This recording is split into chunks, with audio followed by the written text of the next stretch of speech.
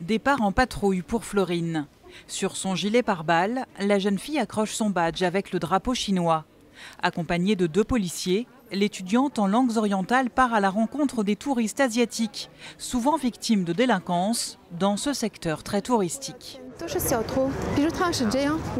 Ici, elle explique en chinois à ce couple d'être prudents avec leurs sacs et de ne pas transporter trop d'argent liquide sur eux. Je leur distribue des fascicules, par exemple, c'est pour faire attention à certains jeux qu'il y a dans la rue, qui eux ne sont pas forcément au courant. Nous, maintenant, les Français, nous connaissons, mais pas eux, donc il faut vraiment qu'ils fassent attention à ça. Plus loin, une touriste venue de Hong Kong l'interpelle. Il y a quelques années, j'avais été victime de vol à Paris, mais personne ne me comprenait au commissariat.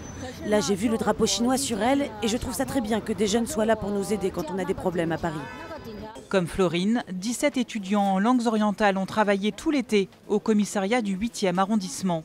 Chinois, coréens ou japonais, tous parlent une langue asiatique et aident les touristes victimes de vol dans leur démarche quand ils contactent la police. Chaque jour, ils ont reçu entre 5 à 10 appels. Le but était de rapprocher une population asiatique qui parfois est coincée par la barrière de la langue, par une réserve naturelle, rapprocher cette population, notamment les touristes, des forces de police.